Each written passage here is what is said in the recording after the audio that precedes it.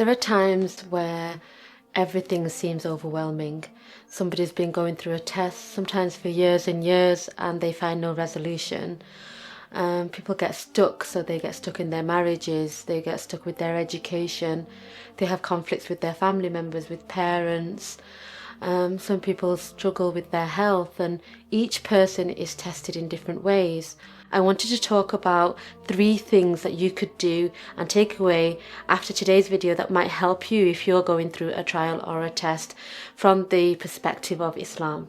So Allah says in the Holy Qur'an, "Do you think that you will enter paradise without such trials as came to those who passed before you?"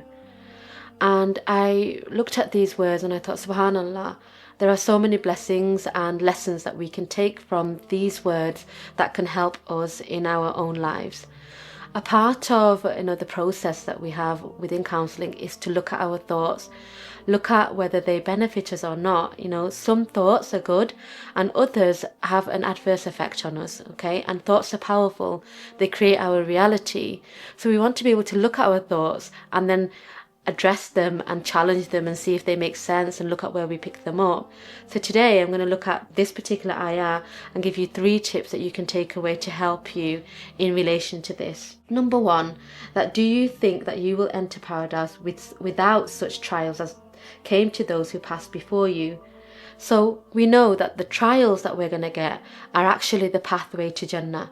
That if you weren't tested, then it doesn't lead to Jannah. That having luxury all the time, and of course having luxury is also a test, but those we, as long as we see it as a test, and sometimes when it's not luxury and it's more challenging for us, depending on how we look at it, we find it hard to understand why it's happening to us. So reshaping number 1 is to say the test is good for me. This test, if I pass it, if I'm patient, is actually going to lead me to Jannah because Allah is testing me with it and I want to be a good student. So that's number 1. And instead of it being a punishment, no, it's not a punishment, it's actually a test for me. And I'm going to do it with that belief that I'm going to go to Jannah if I do it with goodwill and with patience and a hope in Allah, in meeting Allah subhanahu wa ta'ala. Number 2 is that we're not alone.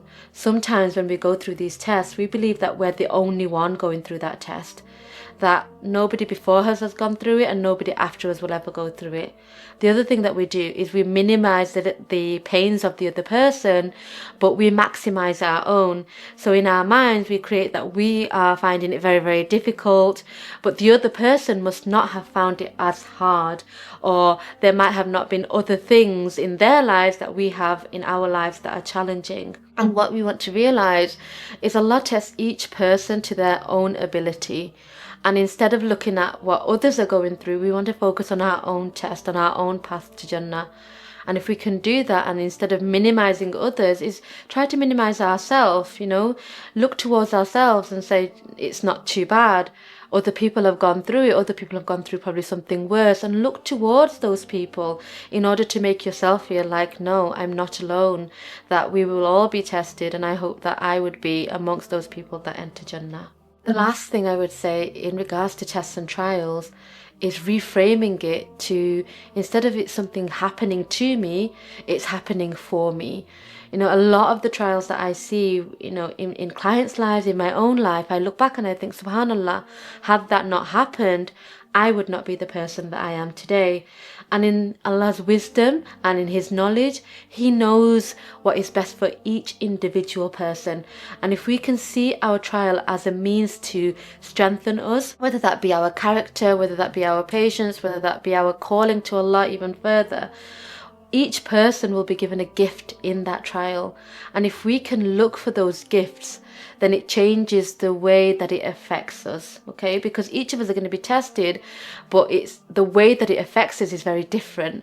And if we can change the attitude and the way that we look at that, then we change the results of that test and the implications that it has on us. So try to do that. Try to seek out the lessons. So say, this is happening, if this is happening for me, because Allah loves us. So if Allah loves us and this is happening for us, what are the benefits? What are the gems? What are the things that we're going to take away that's going to make our lives better? What's the lessons that we're going to learn?